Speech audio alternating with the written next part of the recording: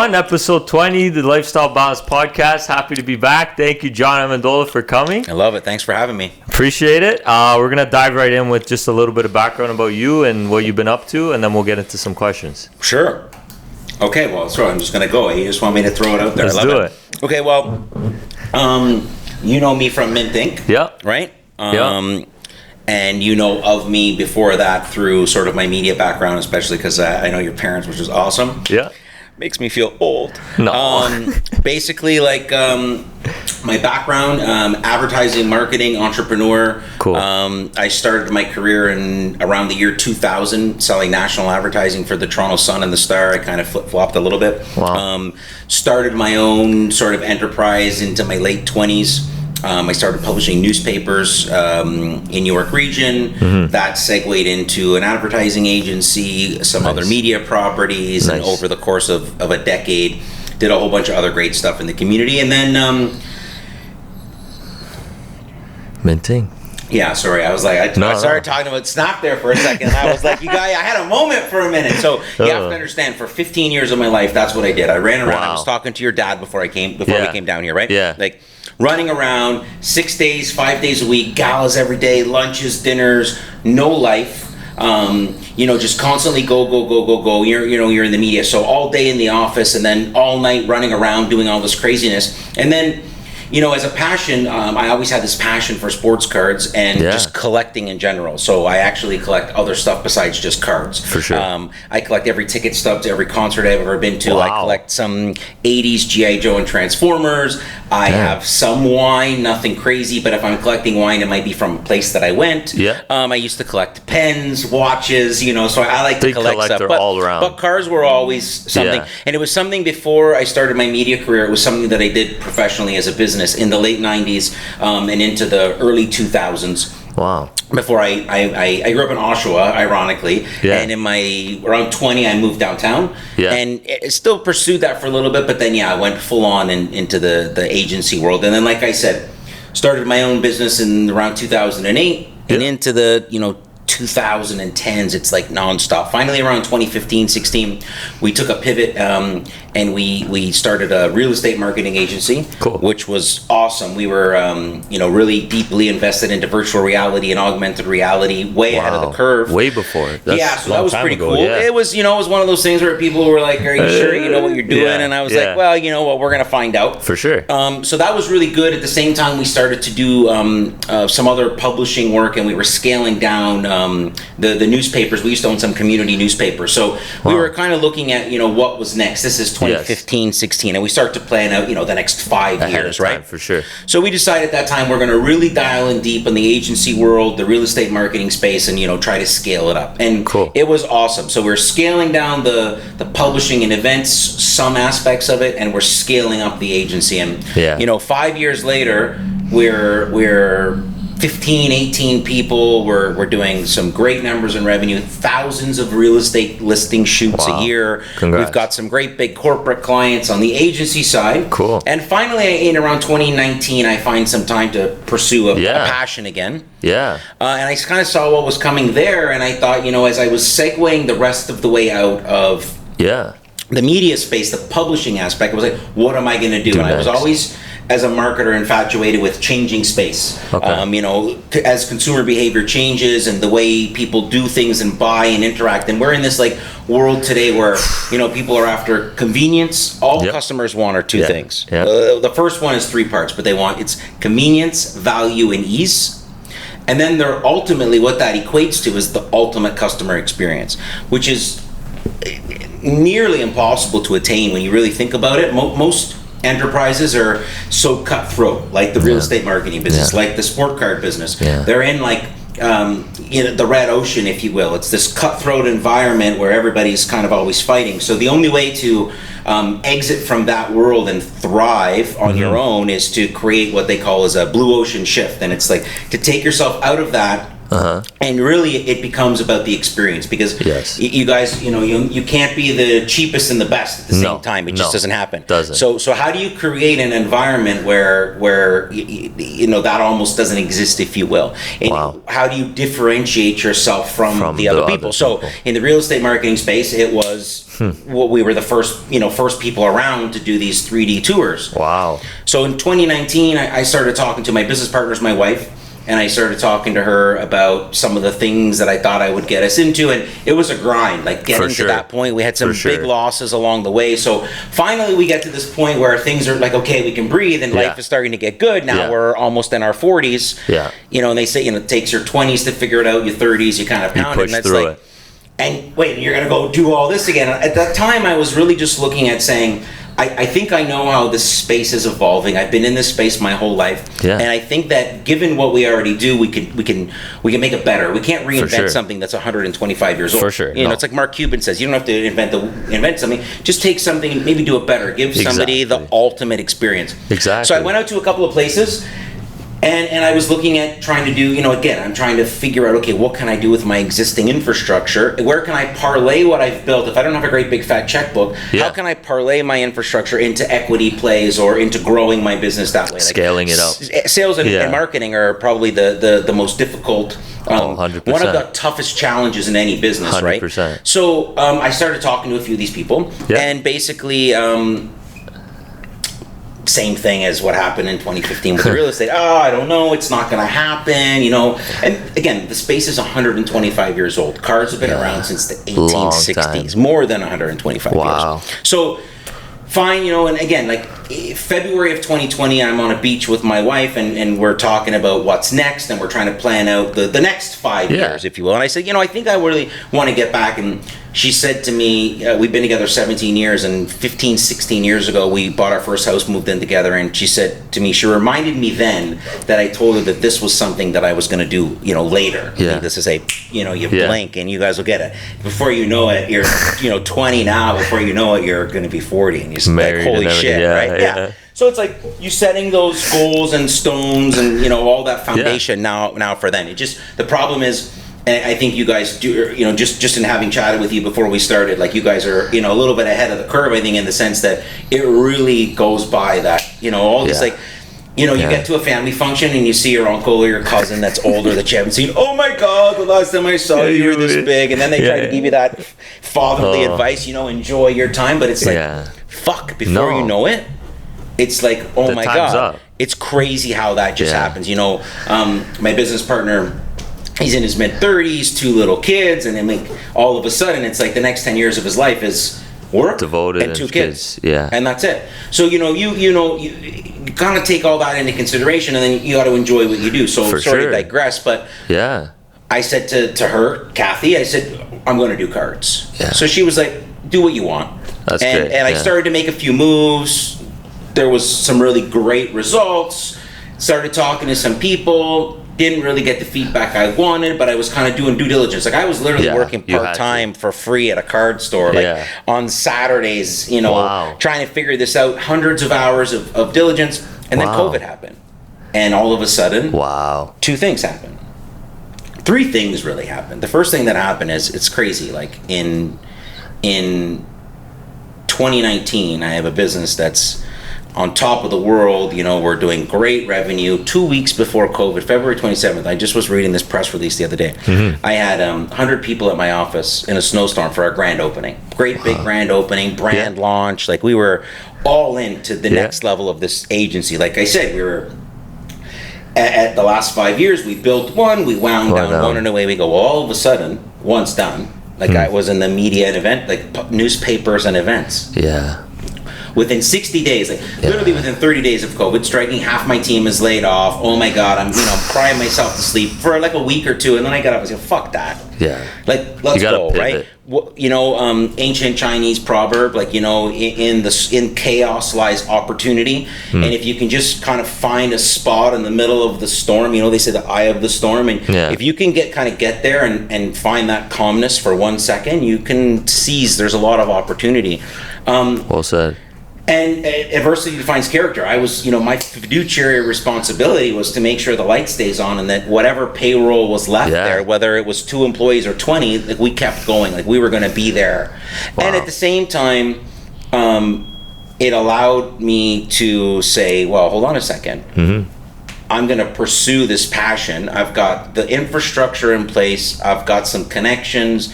I've got some people that need work. I said, like, we can do this. And I said, the thing that the space is missing is that excitement, that experience. It's never been marketed before. For sure. So we're going to do this the same way we preach to our corporate clients how to grow brands and how to, build this. We're going to hammer the space. Shift and it's it the over. tipping point, right? Like it's becoming, cool. We're going to make cards cool again, right? And then the other thing that happened, I'm just going to throw this out there because we talked about it earlier, was all of a sudden COVID happened and we were in a virtual world. Yeah. Well, we were an early adopter of virtual reality and augmented reality. So one door completely closed. Like I'm talking a fantastic business with some fantastic revenue, 7 figures, like gone overnight. But then bang, these 2 other doors that are kind of there are open, and it's like just the silver lining was phenomenal because it was the greatest thing to ever happen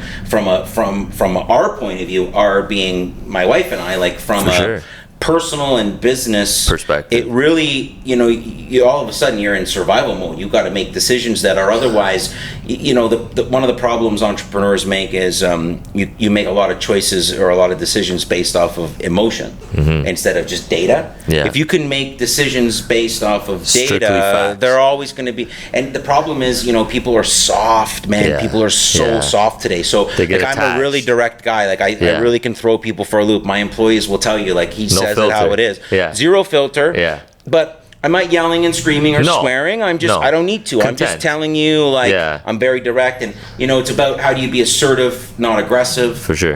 If I provide a safe, fun, happy environment, you can't grow if you don't trust the process, if you want to micromanage people. So basically, the answer to entitlement is accountability. So one of the ways we redefined how we operated our businesses was to say, okay, wait a second, like it can't be about me or you. No. It has to be about Mintink and the lifestyle balance. Company, it's level 5 leadership. Like it's got to be about the brand, not about any one individual, right? So it's how do you pursue and take that approach? People have a real hard time checking egos, right? And most of decisions you make in business, especially that are bad, is that. So, being direct, telling people how it has to be is kind of the way it should be. So anyway, that was it. Like the real estate, market all of a sudden after 6-8 weeks of, you can't. So, that business exploded and then we took the cards and we just ran with it. Wow. Really, I'm really lucky that, Kathy and her team were really able to take that business over because and keep it running, and not only keep it running, keep it sustainable, and continue to grow it over what turned into now 3 years, 4 years later. Yeah. Because I went all in here. You did. Like I was the guy there. Yeah. So and we learned a lot through that too. We run a better business there today because of that. Wow. On that side of it. Wow. So really learning how to let go and get to level 5 and be able to say that, right? It's not about John Amendola. No. It's or Alice Marlene. It's about the brand. In that case, Real Space Media, and can they deliver the content I need, or Mintink, and can they deliver the experience that I want? Yes. Right. So that was kind of like sort of how we opened the door. Basically, by the summer of 2020. That was like the first time during the pandemic we opened up briefly before like that full year of closure. Yeah. We just went all in. We started live casting. I started a showroom. So I started the brick and mortar venture right in the middle of the early pandemic. Like again, for the second time now in 5 or 6 years, people told me that I was out to lunch. Whatever. Just keep going. All good. I used to have a major complex about what people thought about me and this and that. I have a great therapist. For sure. I think everyone does it at a certain extent, and you get over that after a while. Absolutely. Yeah. Really tough to do at 20. A lot easier to do at 40 because you really start to just not give a fuck. You don't give a shit. Yeah. Like, you get to a point where it's like, man, like I can't, like, I used to party for 4 days, man. I used to be able to go out Thursday night and get drunk and get up and go to work and do it again on Friday and Saturday. And repeat. I, go to the casino. Like, I rallied hard, but I would be like, my boss, one of my mentors, Bill Brower, we're still great friends today. Like, he'll tell you, like, when I was 22, 23, rolling into the Toronto Sun in my suit, way, like, youngest guy by a decade. Yeah. And it was like, I'd have roadmaps under my eyes. But his analogy, I got hired there on some base salary, and they're like, oh, you're going to make this. And I'm like, a month in, I'm like, I need to be commissioned. Like, this is ridiculous. This isn't fair. I'm like, I want to be 100% commissioned. He's like, you eat what you kill. I'm like, I'm a great fucking white shark, you know, like, let's go. And it really led it into just that. It was like, if I really think back, it was the first time you talk about discipline process. He let me just do whatever. Yeah. So I delivered. I was always accountable. I always That's what delivered, it comes down to at the end, right? Yeah, that's kind of one of the problems. I digress completely. I probably answered like 5 of your questions already. No, but, all good. Yeah, so basically, just like kind of to close it off, that's kind of what happened. I was already 6 months into due diligence. I was trying to partner with somebody. Yeah, who had the same vision. I was trying to partner with a few different people. I was pitching my idea to a few people, my vision, if you will, as to how the card space should be. Yeah. And nobody bought. Yeah. So and now look. It is what it is, you know? That's good. I'm super grateful, super humble for what we built. Like, it's absolutely wild. It's like, insane. You know, I mean, it's a testament to the people I have around me. Yeah. That great team too. I know some of the guys. Phenomenal team, right? Awesome. Yeah, you've been in the store a whole bunch. You watch the lives, but they have to buy into the vision and believe in me to be able to, or else you can't execute, right? No. You know, it's like business says, like, you're only ever as strong as your weakest link. Like, I don't want to have weak links. Yeah. So it's also one of the biggest challenges of scaling. We were talking about that, really, when I got here, like staffing, like, you see it firsthand in your family business. Like, I see it, like, and it's not only finding just people, but I know this sounds so cliche, but finding good people, and that's just I tell my managers all the time. I'm like, guys, somebody will maybe if we're doing a hiring or something like that. Well, there's this and that. I'm like, I'm trying to teach them to identify things like drive. Yes. I'm like, you can't teach drive. Ethic. You can't teach punctuality. Yeah. You can't teach people to want to achieve. Yeah. Right? I can teach you how to sort cards. I can teach you how to grade cards. Data, the I can naming, teach you how to set up stuff. a podcast. Yeah. I can teach you how to do almost anything. What I can't Logistics. I can't teach you how to be. Yeah. Like, that's the problem with people, right? Or not with people. Society. And it is what it is. Like, I said it earlier, convenience value ease. That's what's Things changing are too convenient, right? Yeah, I was just going to say that. Our society's turned into the convenience is taking over how we are. And that's so, okay, fuck it. If you can't, embrace it. Exactly. If you want to be successful today, I don't care what business you're in. I have friends that are in, as you know, all kinds of businesses. And and it could be a card shop or a nursing home. It has to be the best experience possible, because not only do people want convenience, value, ease, we're also like in one of the most competitive environments ever, right? Like, and you see market saturation. So like, it's like anything. I mean, our space, you could say the last year is definitely, come on strong. The cannabis space is another one. Like, 3-4 years ago, now there's a store on every corner. Everywhere. So very, very, very saturated. I am a big fan, so I know, but it's like very saturated. Yeah. So how do we win in an environment like that? So this goes back to the blue ocean shift. Yeah. Right? You're in the red ocean. It's cutthroat. Yeah. So now, if I'm just trying to exist and we're not making money, that catches up with you after a while. Very quickly, yeah. It's true. So these are just some of the challenges, sort of, I guess, that we face, whatever. But yeah, again, I digress. I do that a ton. This is awesome. What I do. But that's kind of basically how we got there. And now we're 3 years later, 3.5 years later. It's awesome shows. I can't even tell you. There's a few things. If we were 3 weeks out from now, I give you some scoops. But there's a few things. we're building a new facility, Nice event space. We're going to really Beautiful. scale up. You know, we're I saw you posted some of that. memorabilia is Cool. coming, and just some of the partnerships we're forging like are really going to take the hobby in Canada to another level. I think you already did too. Well, I haven't seen it I in appreciate any extent until you came in. Thank you. I didn't really even know about it to an extent until you came in. I appreciate that. So now, okay. So here's that's a great point, right? So Yeah. if we're talking about businesses and growing businesses, like, so you found me. Yeah. You found Mintink. Mintink. Because of the way we market. Yep. And the message we put out. Yep. Which it works in today's world, like we just spoke about. For sure. Now here's the challenge, right? Yeah. You're gonna find me because any newbie in any space today, that's how On we the phone. find right? Instagram. But what about the people that have been doing it for 10, 20, 30, 50 years? Exactly. That have been going to the same place or the same place online for That how tradition. do we so like how tough is it to acquire? I don't ever like to use the word steal because we're never malicious.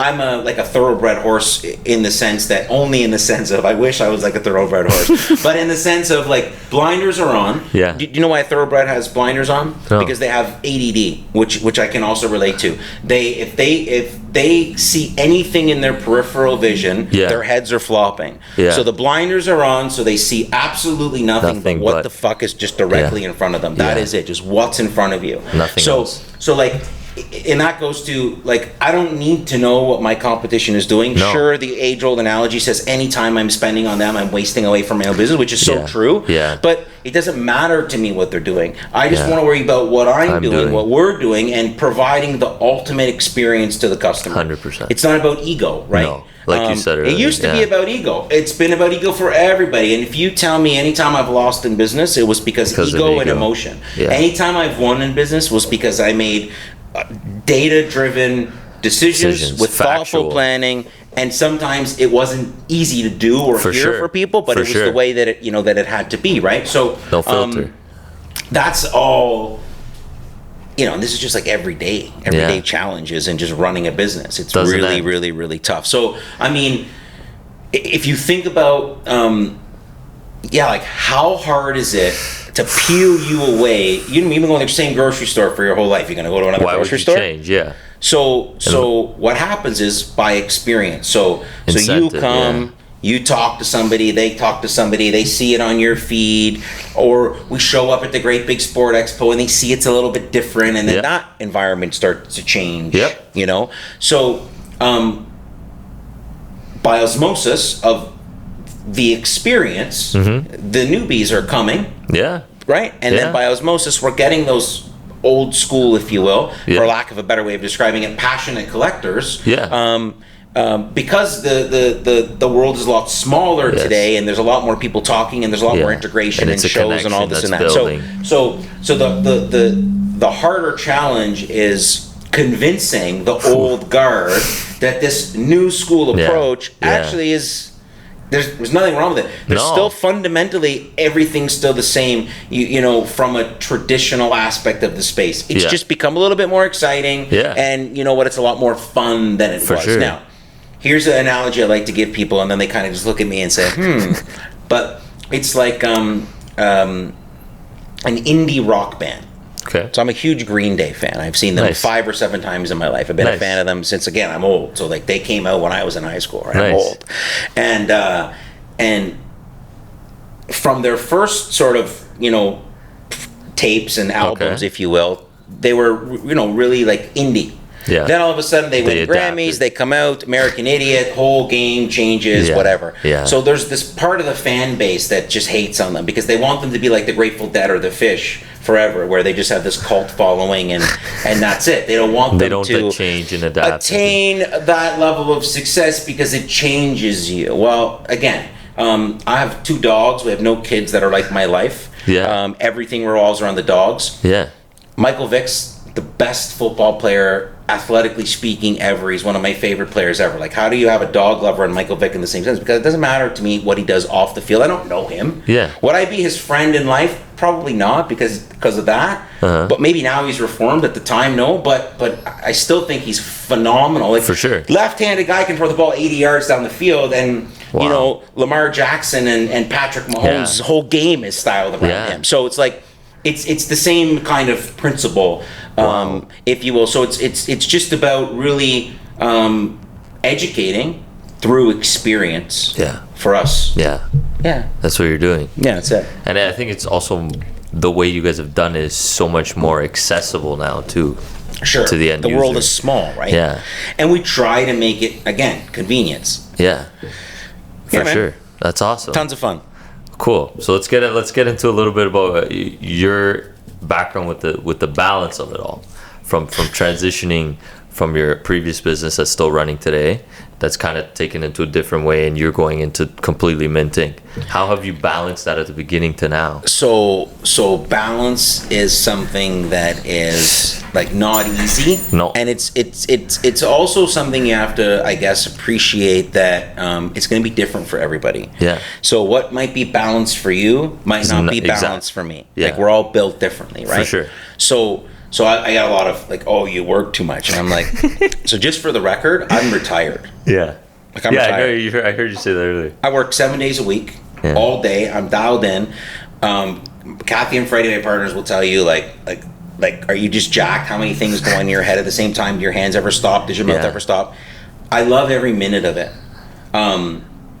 You know, like, and it's also afforded me, you know, different kinds of freedoms in my life from where I went. I've been hustling on my own for 15 years to try to get to a place where, and you know, I'm an only child, single mom. I grew up I lived in housing for a number of years. I spent some time in a group home when I was much younger. So it's been like, you know, through this, you know, again, I left home and moved downtown young. Took that risk. So it's always just been, you know, for me, balance was, again, in the traditional sense of it, never really existed anyway. So I have more balance than I ever had in my life. I do whatever the fuck I want now. Like, I'm accountable. I am very accountable. Like, I am. I'm the first one in, the last one out. I want to lead by example. Like, I'm, you know, if I was in the fight, the general, I'm like, you know, give me Mel Gibson Braveheart first in line, not the admiral on the airship carrier looking at a bunch of shit. Like, forget it. What's the point? There's no fun in that, right? There's a time and a place for strategy, but I also like to execute an action, especially if I want to trust process. I need to go build the process and then pass it on. That's my favorite thing in the world to do. I love to build new stuff, build brands, build processes. And when people tell me I can't do something, it's just better. It fuels you in. Yeah, it's this chip. Again, you know, I'm a lot older than you guys. Growing up, only child, single mom, when I was young, was a different. There wasn't a lot of the accessibility out there for that there is today. So you know, so there was a lot of that kind of growing up for me, like, oh, this and that. So it's like, you know, and it's like, I don't think too much about it today. Like I said, I have a great therapist because it really helps me define not sort of who I am, because I know that now, but like, it's really tough mentally to achieve any kind of balance. You need to get to a point where you can have some clarity. So for me, it would be 30-minute warning. Let's go. it would be like it would be the balance I have in my life is, it's not about working, it's about my head is clear. That's the balance I need. And if I need to go somewhere, I can go. I'm not burning. There was a point in my career where I was spun. Like, I would spin. Like, some of my friends were worried about me, you know, but they were like 16-hour days. So if I have a 16-hour day today or a 12-hour day today, I was probably, you know, listening to music in my office, or I smoked a spliff, or I was on the golf course. I might have been live for 3 hours. Or like, I'll dial in. Like, I'm a serious dude. For sure. You know, like that, you see me on the lives and stuff, like, and my staff and stuff will tell you, like, I gotta be that guy. And I love what I'm doing. The passion, like you just said, takes you're bringing over. That experience. But you see me sitting at my desk. You know, I'm zoned in. I love. I was talking to you about your whiteboard. I have whiteboards everywhere. Every room, every office, every desk. That's awesome. Trello, like electronic whiteboards. Just you can't. The best piece of advice is, like, especially if you're entrepreneurial in nature, there's always something, there's always an idea, there's always a challenge. is, write it down, get it out there. The other thing, but another piece of advice, and this is a really good one that, that Mary helped me with, but it's like, one of the problems we have as humans, again, a lot more today, is we always have our feet in the problem buckets. Okay. So you have 2 feet. Yeah. If they're both always in the problem bucket, you're just a lost soul. You're going to be miserable. You might be a little bit more, right? But if you have at least 1 foot in the solution bucket, there's some positivity. I'm a guy that I try to have 2 feet in the solution bucket because there's always a fucking way. Yes. Like no I matter said, what. My world came crashing down. 2 weeks before COVID, big brand. I went from 1,500 square feet to 3,500 square feet. Furniture, staff. I'm signing contracts. Poof, like zero, like almost straight to zero revenue, almost overnight. We were just like right there with the restaurants. That whole there was. What events were there for 2 years? So I mean, like, there's no excuse. No. So that's my balance today. Nice. Is Mintink, although some people, and the people that know me, they say that to me all the time. Oh my God, I can tell you've never worked more, but you've never looked happier. You've never looked I feel my physically, mentally, I pursued a passion that I always wanted to. And at the same time, the other businesses that we spent 10 years building, the barring the publishing side of it, turned into just that, a business, a viable business, a business that I could sell tomorrow because it doesn't revolve around any individual. No. That was tough too. There was, some trials and tribulations along the way. We had some issues with some staff. We had some issues with some clients, and no good deed goes unpunished. For sure. I can tell you that's one I've really learned the hard way, and I throw that out there a lot to my partner Freddie. And the more just think about that. I don't say that for 1 minute you shouldn't stop doing good to anybody. Just it really reinforces you don't do good because you want stuff, because it's true. No good deed goes unpunished. So if you're okay with knowing that you're not doing stuff for reward and you just hope karma gets you, I think that, and that goes back to making, decisions, especially business, although life should be the same way in general, for sure, based off of data and facts and not emotion.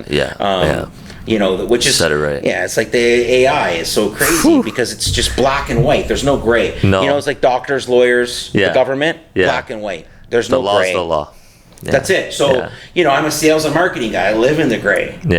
So that's been, right? I'd say that's been probably one of the biggest pillars to the success. Is really, it's a book by Jim Collins called Good to Great. And if you read it, I don't read a lot of books at all. It's one that really changed. I'm a data, I consume data all day.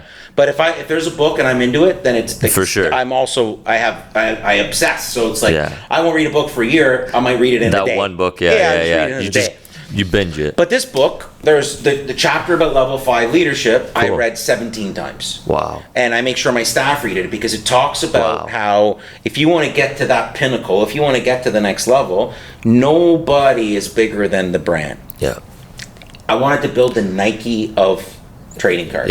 In 2020, there's a video out there where I'm like, I want, when you think of the hobby in Canada, I want it to be synonymous with Mintink. Blue ocean shift. We're going to build something that's very different, that's exciting, and away we go. So through that's how I got, my balance. But it is important, and I definitely, when it's time to chill. So it's important that you have balance. A lot of entrepreneurs don't have balance because there's a lot of shit that comes with it too, right? Like, it does. You hear all the stories, you're the last to get paid, you're this, it's all true. There's no money in the bank tomorrow. I got to go find money to put in the bank tomorrow. You come from a family of entrepreneurs. And the other thing, the more successful you become, this is crazy. Like when you're right. Well, the highs are so much higher, but that means the lows are so much lower, right? So you're rocking, you're having, records. I had my stores broken. I saw that in Toronto. Man, I don't talk too much, and you guys I haven't. So let me rephrase that. I haven't stopped talking since I sat down. No, that's awesome. We love that. I don't talk too much about what happens behind the scenes, but I'll just tell you, last year was probably, people just say, "Oh my God, Mintink exploded." Right.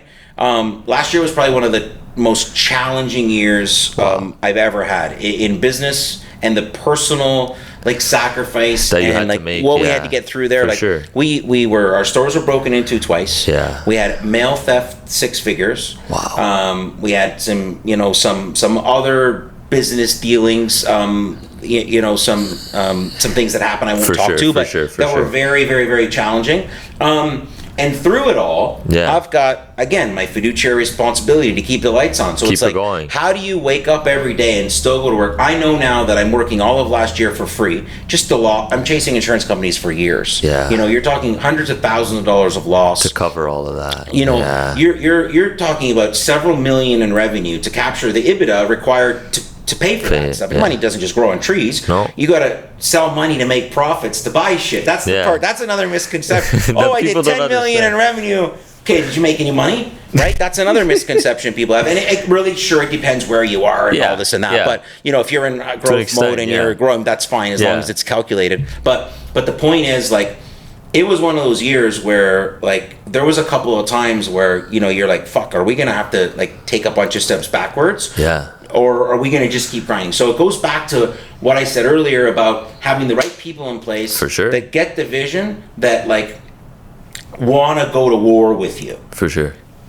Because they see what's coming. Cool. And that's like, that's super special. So through the team, like we persevered. Wow. They tried to break into our store again, but I turned the place into fucking Fort Knox, so they couldn't, which was a huge win. 50 cameras right? around. Not even cameras. It's beyond that. The cameras, I watched that it all happen. We won't get into politics, but there's no police presence or anything. We're short-staffed everywhere, right? Doesn't do much. Right, so you have to just... But even that. So I had to spend an extra hour a day per store every day of the year on labor just to make sure that... So, like... You know what that does to the bottom line? Like, you're talking, do the math, right? That's like 700-800 more hours of labor. Yeah. That's thousands and thousands of dollars.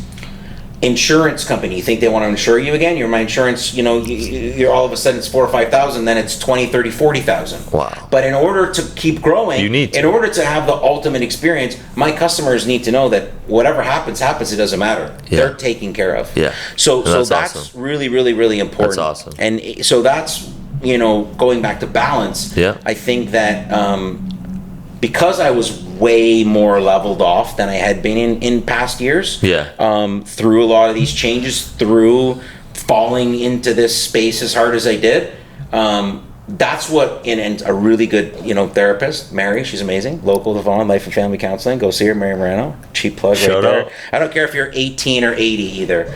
Awesome. So I'll pay it forward. The first person that DMs me through here, I'll send them for the first appointment. It's like whatever it costs, it doesn't matter. Cool. So there you go. Appreciate it. Big mental health advocate. Guys, you said it. Especially like young men. So that's important because we all think we're invincible, right? No. So so basically the balance, is what I think helped me, because traditionally I'm like any stereotypical hot-headed Calabres man. Like, I'm just like, I want to rage. We're fighting. I'm coming for you. I was like, just think about the horse. Just think about the horse. The cream rises to the top, and you know what happens to the milk? It curds and sour, and nobody wants anything to do with it. I love the fucking haters, guys. Yeah. I am that guy. Yep. I love the haters. I unfollow them all. It drives them crazy. They block me. Beautiful, block me. I don't care. Like, I really don't care. It's like, so let me just be clear. I used to care. For sure. I used to care for most of my life. Sorry, I thought that was off. For most of my life, I cared. Now that I don't care, that's the balance. So that's the balance. Your whole mindset shifted. The balance I have now is, it's just my mind. Wow. It's like, it's just my mind. It's awesome. It's pretty wild. Like, so it doesn't matter how much I work. Yeah.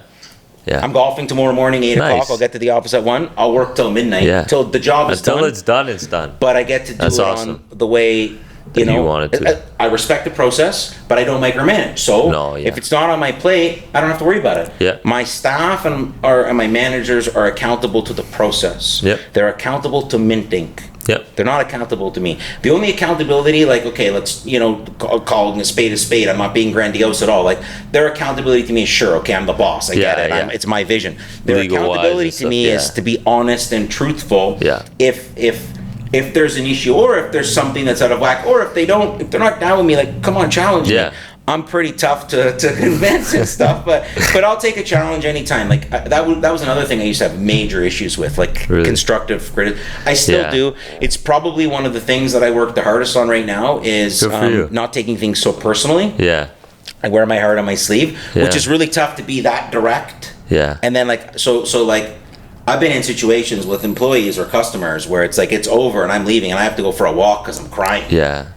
Like, you know, it's sometimes you got to make decisions you don't want to make, or vice versa. My oh my god, my right hand. She's been with me for 10 years. I mean, great story. You guys will love this because you're 20. Her 10-year-old kid was picked up by Barcelona FC. Oh, no way. So they literally just families picked up and they're moving to Spain. Wow. She's been with me for 10 years. She's like my right hand. So it's a transition, and you know she's still be part of the team virtually. Yeah. One of the other silver linings of the post-pandemic world is she can work in Spain. Yeah. But it still won't be the same. It won't. And it's still like, you know. So I think that's you know, again, you know, you have to make sure that everybody's accountable, for sure. right? To the same process, regardless. But I like to let them do it their way. I don't care how. If you have to do 100 cards for grading, I don't care if it takes. Just get it done today. Just get it done. If you have an 8-hour shift and it took you 5-6 hours, awesome. Like you're having a great day. Yeah. If it takes you 10 hours, hopefully the next day it takes you less time. Like, you know, and it has to be fair. You have to have the right KPIs in place and all that. Not everybody's the same. Yeah. But I digress. Awesome. Love it. Great advice. Spoke very well, John. That's it. Cheers, man. Awesome. I could go. I could just talk forever, guys. We can do it again. No problem. Yeah. We just want to do a nice little. We had this idea, do like a little rapid fire to get your opinion on some cards. Sure. Cool idea, different content. Sure. And go from there. Sure. Tell me what you want me to do. Okay. So, Johnny Tavares. Hopefully next year. Shaq PSA 10. This was a big card in the premium of the pandemic. Green Prism, still a nice card for any Shaq collector. Green Prism 10s are pretty tough, so that's a nice one. Probably get $100 for that. Nice. Another LBJ is LBJ. Yeah. Can't go wrong with any LeBron. This is really cool. Yeah. And 9's not a bad grade either. These holos used to, you know, they don't grade the best. This is one like iconic 90s card. You see Jordan's dunking over. I don't know who he's dunking over there, but that's pretty cool. That's a nice card. Old stuff. This is great. Insigne, like stuff, you know, coming over here now. This is really nice. Zegras 10, like that's a few $100 all day, maybe a couple more. It could be at $400 or $500 even the 10. Nice. Yeah. Ronaldo's about as liquid as they come. People were always buying Ronaldo's. Really? Liquid, up and down like crazy, but you're always going to get cash out for Ronaldo. You have to like. If something's worth $10, and you know you need cash on the spot, and you're going to get 40 cents on the dollar, that's one thing. When you can get 70, 80, 90 cents on the dollar, that's pretty liquid. Yeah. Ronaldo's that guy. Matthews is that guy. Again, really too bad. With what's going on, the value with these guys, it's like the stock market. You know, it is. That's how I analogy with too. Yeah. Is if you're chasing rookies, it's like you know, chasing penny stocks, and if you want to chase, you know, goats, you're chasing like ETFs and funds, right? Yeah. This is a really cool insert, super tough 10. Yeah. I love Pirlo. Awesome, that's a cool looking card. Like that's one of those cards that's at a 175, it's a 10. This will be one of those cards that is all over the place. You couldn't comp it. Like it's the right buyer, it's going to be worth triple. And we see that on our like that's why for sure. The only way to find the true value of any card in any given market at any given time is to run an auction. Yeah. Otherwise it's subjective and it's wheeling and dealing, if you will. Yeah. But you want to know how much this card's worth today? Put it out there. And then we talk about marketing too. F1 is wild. Oh yeah. The F1 card market absolutely blew up. Netflix. I've seen that. So people don't understand in North America how crazy F1 is globally and how much money's in the sport. They're starting to see it now. The U.S. audience has quadrupled in the last 3 years. You see, look at Miami, look at Vegas, and you're only just starting to see it. That Vegas race is going to be out of this world. And then, of course, Max Verstappen is already, you know, giving Hamilton and Schumacher a run as greatest driver ever, and he's got so much time to still go. So for sure, can't go wrong with these Maxes. I love the Rayway, another tough grade. Yeah, any chrome is super tough. I've heard you say that a lot too. Yeah. And then this is really nice too. Messi's like Ronaldo. Exactly. You know, Road to World Cup 2013. Like that corner's blocked. Otherwise, it'd be good. I know. A couple of corners. But that's a good PC card. Yeah. There's more in the tins. Dang, that's cool. Nick Lindstrom Young Guns, the very first set of Young Guns. Him, Fedorov, banger. Oh, Mark Larkin is a good one. I would get graded. Eichel, I would get graded. Strum, I would get graded. You got some good cards in here. I told him that get those graded, bro. Nylander rookie. These yours? Yeah. The Nylander rookie auto, you got a grade for sure. Ekblad, maybe. Dubois. Casey Middlestad, he never really painted. That's a pretty hype Gretzky. That's worth some cash. You wouldn't grade it because it's too thick, but you get some cash on that. There's the break card. Let's go. Okay. Who else have we got? Barzal, I would grade. Tage for sure. Tage 10s, 100s. Dallin, I would grade. Schnetchkov, you got a grade. Miracle, you got. These are great cards, kid. Let's go. Next got stats. Onger, Byfield, Miller, rookie auto. Yeah. You're 2/3 of these you need to grade. I'll hook you up. We'll give you show special. Just make sure you let me know when you're coming in. Mm-hmm. Oh, what's in here? Is yours too? Yeah. Oh, yeah. Let's go. Love these. Love these Brazil. That's a cool card. Yo, what's it? That's a dirty Carey Price, man. Dirty Carey Price. Exquisite Adam Fox rookie. Olofsson Black Diamond. Wayne Rooney sells like hot ends, whatever. That's another nice, really nice Messi card. It's rocked, unfortunately. Who's this? Oh, that's from. Did you buy this in a break with us? No, I got it on eBay. It's awesome. Now, are you a fan? No, I'm a Sabres fan. So I bought that because it looks cool. Yeah, it is a really cool pattern. It's like, remember.